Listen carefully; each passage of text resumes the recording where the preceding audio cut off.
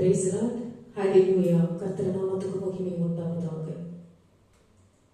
September மாதம் 14ஆம் தேதி ஞாயிற்றுக்கிழமை ஓய்வு நாள், கடல் திருநாள். இந்த நாளில் நாம் அனைவரும் ஆண்டவருடைய கூடாரத்திற்கு, ஆலயத்திற்கு நாம் சென்று அவருடைய வார்த்தைகளை, ஆசீர்வாதத்தை, அவருடைய போஜனத்தில் நாம் அனைவரும் உள்ளத்தின் ஆழத்திலிருந்து பங்கு கொண்டு அதை ஒவ்வொரு நாளும் நாம் அவருடைய வார்த்தைகளை படித்து ஒவ்வொரு நாளும் நாம் அவரை பின்பற்றுவோம் என்றால் கர்த்தர் உங்களையும் என்னையும் அவருடைய கிருபையினால் நம்மை தாங்கி வழிநடத்துவார். அப்படியாக இந்த நாளிலும் கூட நாம் அனைவரும் ஆண்டவருடைய சன்னிதானத்திற்கு சென்று உள்ளத்தின் ஆழத்திலிருந்து நாம் அவரை முழு மனதோடும், முழு சரீரத்தோடும், முழு ஆத்மாவோடும் நாம் அவரை துதிக்க வேண்டும். அப்படியாகத்தான் நாம் இந்த ஓய்வு நாளை நமக்கு கர்த்தர் கொடுக்கின்றார். நாம் அதை முழு மனதோடு கடைபிடித்து அந்த ஞாயிற்றுக்கிழமையை நாம் ஒவ்வொரு நாளும் அவருடைய ஆலயத்திற்கு சென்று அவருடைய ஆசீர்வாதத்தை பெற்றுக் கொள்ளவும், அவருடைய வார்த்தைகளை கேட்கவும், அவருடைய போஜனத்தில் பங்கு கொள்ளவும் நாம் அனைவரும் உள்ளத்தின் ஆழத்திலிருந்து அவரை நாம் துதித்து மகிழ்ந்து பாடுவோமாக. இன்றைய நாளில் சங்கீதம் 23ஆம் அதிகாரம் 5ஆம் வசனத்தில் படித்து பாருங்கள். என் சத்துருக்களுக்கு முன்பாக நீர் எனக்கு ஒரு பந்தியை ஆயத்தப்படுத்தி என் தலையை எண்ணெயால் அபிஷேகம் பண்ணுகிறீர். என் பாத்திரம் நிரம்பி வழிகிறது. என் சத்துருக்களுக்கு முன்பாக, என் அசுத்தாவிகளுக்கு, பசாசுகளுக்கு முன்பாக நீர் எனக்கு ஒரு பந்தியை ஆயத்தப்படுத்தினீர். என்னுடைய தலையை எண்ணெயினால் அபிஷேகம் பண்ணினீர். என் பாத்திரம் நிரம்பி வழிகிறது. நீங்களும் நானும் சவால்களால் மூழ்கி இருக்கும் போதும் அல்லது சிரமங்களால் சூழப்பட்டதாகவோ உணரும் போதும் கூட கர்த்தர் உங்கள் என்னை வாழ்க்கையில் சுறுசுறுப்பாகவே வைத்திருக்கிறார். நாம் ஒவ்வொரு நாளும் ஆண்டவருடைய பாதையில் செல்லும் பொழுது நம்முடைய வாழ்க்கையில், நம்முடைய பிரச்சனைகள் மத்தியிலும், கவலைகளின் மத்தியிலும், நோய்களின் மத்தியிலும், நம்முடைய வாழ்க்கையில் ஒவ்வொரு நாளும் நாம் அவரை நெருங்கும் பொழுது நம்மை ஒவ்வொரு நாளும் நம்முடைய வாழ்க்கையை சுறுசுறுப்பாக மாற்றி அமைத்துக் கொடுக்கின்றார். அப்படியாக இந்த நேரத்தில் நாம் அனைவரும் ஜெபிப்போம். பரலோக பிதாவே, என் அன்பு தகப்பனே, நீர் என் மேய்ப்பராகவும் என்னை பராமரிப்பவராகவும் இருப்பதற்காக உமக்கு ஸ்தோத்திரம். என் சத்துருக்களின் முன்னிலையில் நீர் எனக்கு முன்பாக நிரம்பி வழியும் ஒரு பந்தியை ஆயத்தப்படுத்தி என் தலையை மகிழ்ச்சியின் எண்ணெயால் அபிஷேகம் செய்கிறேன். என் பாத்திரம் உன்னுடைய முடிவில்லாத ஆசீர்வாதங்களால் நிரம்பி வழிகிறது. அதற்காக நான் உம்மை துதித்து நன்றி கூறுகிறேன். இயேசுவின் நாமத்தில் ஜெபிப்போம் ஜீவனுள்ள நல்ல பிதாவே, ஆமென். நம் அனைவரும் இப்பொழுது நன்றியோடு அவரை நாம் துதித்து பாடுவோமாக.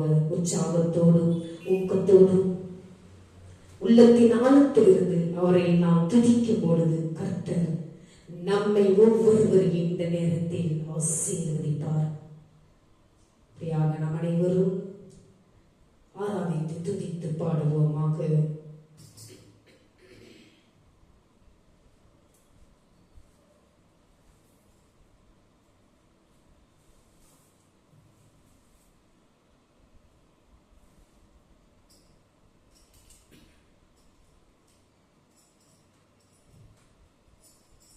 உன் கிருபை எனக்கு போதும், உன் கிருபை எனக்கு போதும், உன் கிருபை எனக்கு போதும். இப்பிறவியத்தில் உன் பிறவோ பூரணமாய்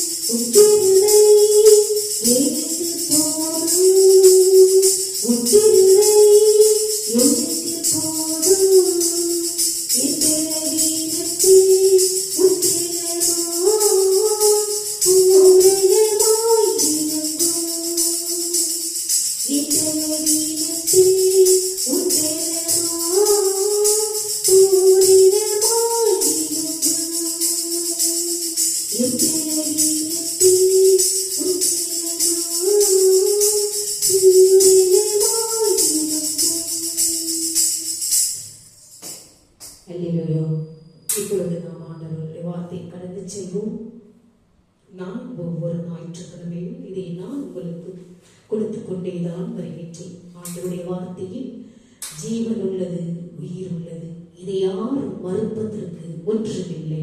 அப்படியாக நீங்களும் நானும் ஆண்டவருடைய வார்த்தையை தினம் தினம் நாம் படித்து பயன்பெற வேண்டும் என்று கர்த்தர் நாளில் அழைக்கின்றார். இன்றைய வார்த்தையானது உற்சாகமாய் கொடுக்கிறவர்கள் மேல் கர்த்தர் பிரியமாய் இருக்கிறார். உற்சாகமாய் கொடுக்கிறவர்கள் மேல் கர்த்தர் பிரியமாய் இருக்கிறார். 2 கொரிந்தியர் 9ஆம் அதிகாரம் 7இல் வாசித்து பாருங்கள். நம்முடைய கையின் பிரயாசத்தை நாம் பிறருக்கு கொடுக்கும் பொழுது நாம் உள்ளத்தின் ஆழத்திலிருந்து உற்சாகமாகவும் மகிழ்ச்சியாகவும் நாம் பிறருக்கு நாம் கொடுக்க வேண்டும். உற்சாகமாய் கொடுக்கிறவர்கள் என்பதன் சரியான அர்த்தம் சந்தோஷமாய் மன விருப்பத்துடன் கொடுப்பவர்கள் என்று அர்த்தம். அப்படி உற்சாகமாய் மன மகிழ்ச்சியுடன் தானாக முன்வந்து யார் மூலமாகவும் கட்டாய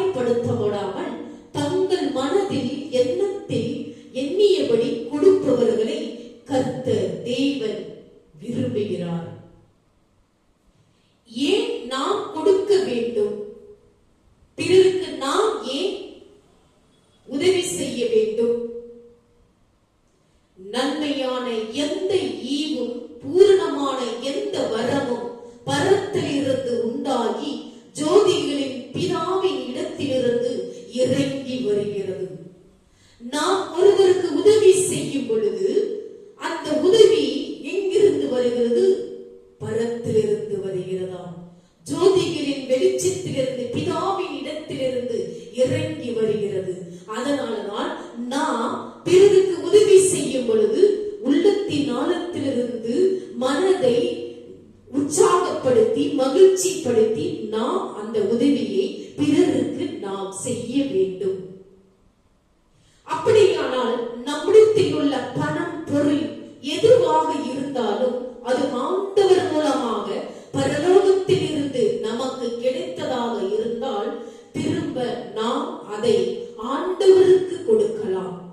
அதுவும் கட்டாயமாக கொடுத்ததாக வேண்டும் என்று அல்ல, விசனமாக, அதாவது மன வருத்தத்துடன் கொடுத்தே ஆக வேண்டும் என்பதாகவும் அல்ல. ஆவியானவர் நம்மிடம் பேசினால், நம்மை கொடுக்க சொல்லும்படி ஏவினால் உடனே கீழ்ப்படிந்து உற்சாகமாக ஆண்டவருக்காக நாம் கொடுக்க வேண்டும். ஆண்டவருக்காக கொடுப்பது என்று சொல்லி முடிவு பண்ணி அல்லது பொருத்தனை பண்ணி நாம் கொடுத்து விட்டால், தொடர்ந்து கொடுத்து கொண்டிருந்தால் அதன் பிறகு அதை எந்த விதத்தில் எப்படி பயன்படுத்த வேண்டும் என்பதையும் ஆவியானவர் தான் முடிவு செய்வார். கொடுத்த பிறகு பெற்றுக்கொண்டவர்கள் கணக்கு கொடுக்க வேண்டியது ஆண்டவருக்குத்தான், கொடுத்தவர்களுக்கு அல்ல. ஒரு முறை மறைந்த சகோதரர் தினகரன் அவர்கள் தேவ செய்தி கொடுக்கும் போது மிகுந்த வருத்தத்துடன் ஒரு காரியத்தை பகிர்ந்து கொண்டாராம்.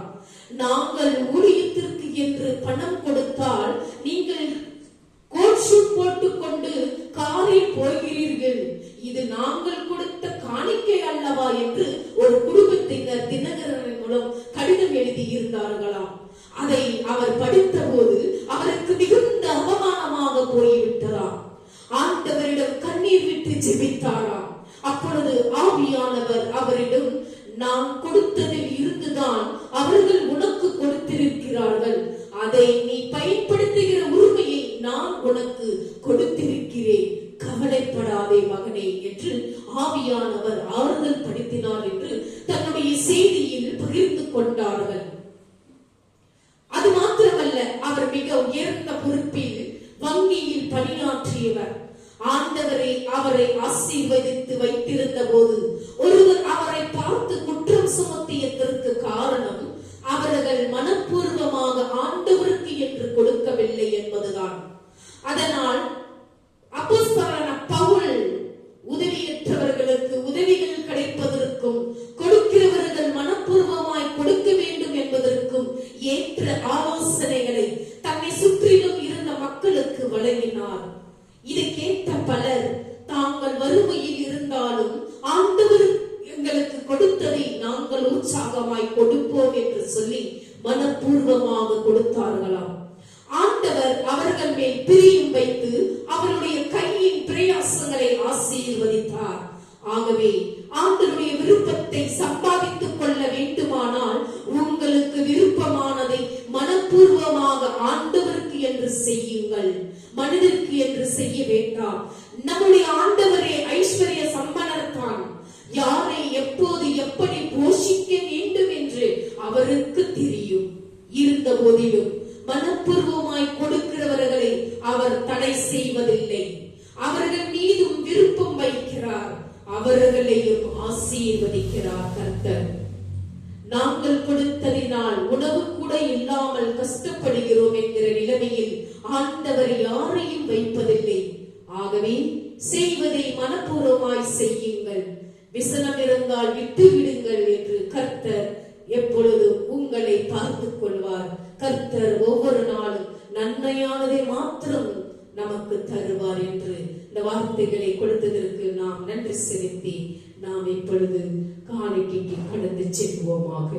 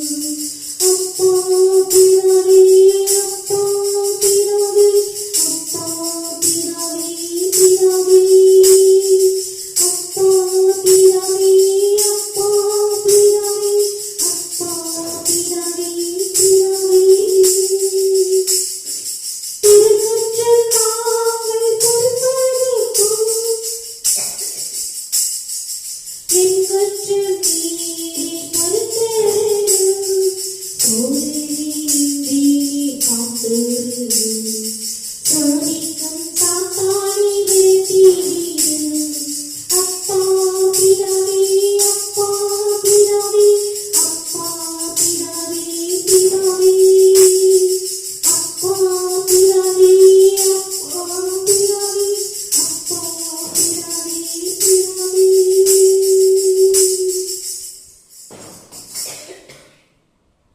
இப்பொழுது நாம் அனைவரும் காணிக்கை கடந்து செல்வோம்.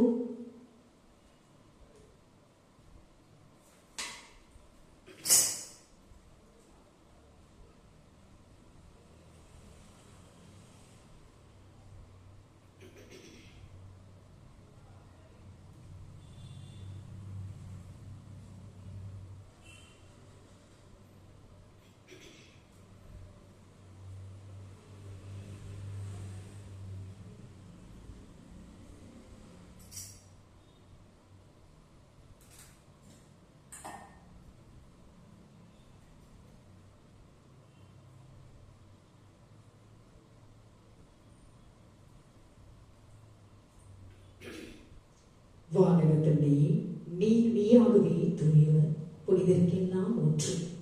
ஆகவே உங்களுடைய தூய ஆவியை பொழித்து இக்காணிக்கைகளை புனிதப்படுத்த வேண்டும் என மன்றாடுகிறோம். இவ்வாறு எங்கள் ஆண்டவர் இயேசு கிறிஸ்துவின் உடலும் இரத்தமுமாக எங்களுக்கு இவை மாறுபடவாக. அவர் பாடுபட மனது வார்ந்து கையெழுத்த போது அப்பத்தை எடுத்து நன்றி செலுத்தி அதை பிட்டு தம் சீடர்களுக்கு அளித்து அவர் கூறியதாவது: அனைவரும் இதை வாங்கி உண்ணுங்கள், ஏனெனில் இது உங்களுக்காக கையளிக்கப்படும் என் உடல் என்றார். அவ்வளவே உணவருந்திய பின் இக்கிண்ணத்தை எடுத்து உமக்கு நன்றி செலுத்தி வாழ்த்து வைத்து தம் சீடர்களுக்கு அழைத்து அவர் கூறியதாவது: அனைவரும் இதை வாங்கி பருகுங்கள், ஏனெனில் இது புதிய நித்திய உடன்படிக்கைக்கான என் ரத்தம். இது பாவ மன்னிப்புக்கென்று உங்களுக்காகவும் எல்லாருக்காகவும் சிந்தப்படும். இதை என் நினைவாக செய்யுங்கள் என்றார். நாம் அனைவரும் ஆண்டுடைய தந்தையில் ஒருமனப்பட்டு பகிர்வோமாக.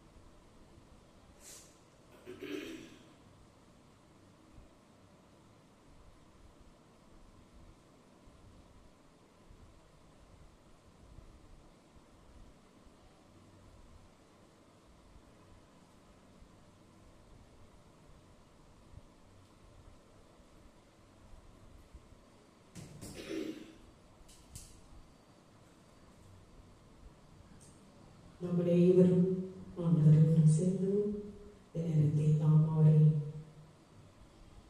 துதித்து பாடுவோமாக.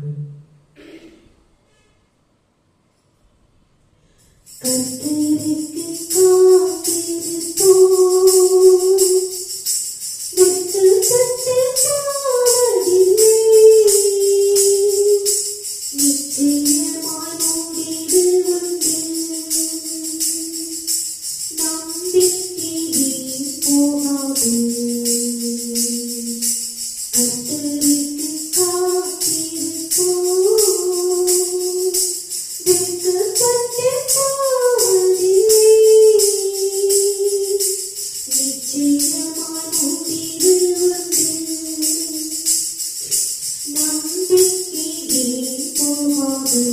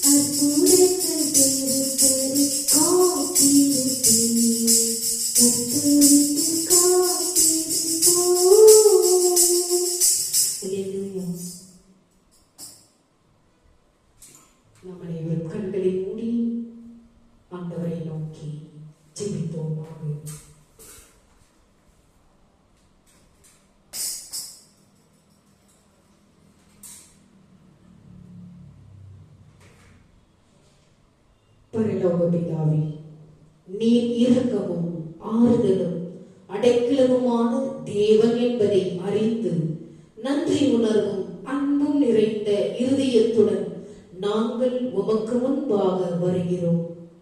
உமது பிள்ளைகள் மீதுள்ள உமது அசைக்க முடியாத அன்பையும் அக்கறையையும் உம்முடைய வார்த்தை எங்களுக்கு நினைவூட்டுகிறது. நாங்கள் உம்மை நோக்கி கூப்பிடும் போது நீர் எங்களுக்கு செவி சாய்ப்பீர் என்று நாங்கள் உறுதியளிக்கப்படுகிறோம்.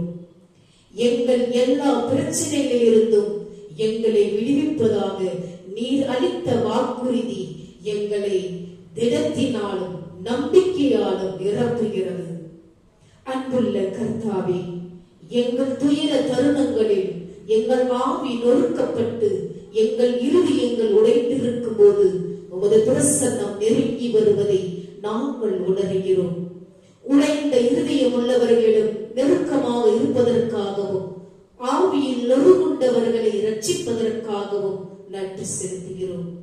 பேதுருவின் மாமியார் கடும் காய்ச்சலால் நோய்வாய்ப்பட்டிருந்ததை நீர் கண்டபோது நீர் எவ்வாறு இரக்கத்தால் நிரப்பப்பட்டீர் என்பதை வேதவாக்கியங்கள் எங்களுக்கு நினைவூட்டுகிறது. அவளுக்காக ஜெபிக்க ஆவியால் தூண்டப்பட்டு உடனடியாக அவளை குணப்படுத்தினீர். கர்த்தாவே, நீர் இரக்கத்தின் பிதாவாகவும் சகலவிதமான ஆறுதலின் தேவனாகவும் இருப்பதற்காக உம்மை துதிக்கிறோம். பல்வேறு வகையான நோய்களால் அவதிப்படும் உம்முடைய பிள்ளைகளுக்காக நாங்கள் மனதார ஜெபிக்கிறோம். மகா வைத்தியரே, அவர்களை தொட்டு அவர்களை மீண்டும் ஆரோக்கியமாக்கி அவர்களை முழுமையாக குணப்படுத்தும். இயேசுவின் வல்லமையுள்ள நாமத்தில் நாங்கள் ஜெபிக்கிறோம் எங்கள் ஜீவனுள்ள நல்ல பிதாவே, ஆமென். என் ஆத்துமாவே கர்த்தரை ஸ்தோத்திரி, என் முழு உள்ளமே அவருடைய பரிசுத்த நாமத்தை ஸ்தோத்திரி. என் ஆத்துமாவே கர்த்தரை ஸ்தோத்திரி, அவர் செய்த சகல உபகாரங்களையும் மறவாதே. நாம் அனைவரும் தலைவணங்கி ஆண்டவருடைய ஆசீர்வாதத்தை பெற்றுக் கொள்வோமாக. நம்முடைய ஆண்டவராகிய இயேசு கிறிஸ்துவின் கிருபையும் பிதாவினுடைய அன்பும் பரிசுத்த ஆவியினுடைய அன்யோன்யம் ஐக்கியமும் நம்மோடும் நம்முடைய குடும்பத்தோடும் யாரெல்லாம் இந்த யூடியூப் சேனலை பார்த்து கொண்டிருக்கின்றார்களோ ஆண்டவருடைய வெளிச்சமானது உங்கள் மேலும் உங்கள் குடும்பத்தின் மேலும் பிரகாசமடைத்தக்கதாகவும் ஆண்டவர் வரும் மற்றும் உங்கள் மேல் சந்தோஷம் சமாதானம் என்றென்றும் நிலைத்திருப்பதாக. ஆமென். May God bless you. ஆண்டவர் உங்களை ஒவ்வொருவரையும் ஆசீர்வதிப்பாராக. ஆமென்.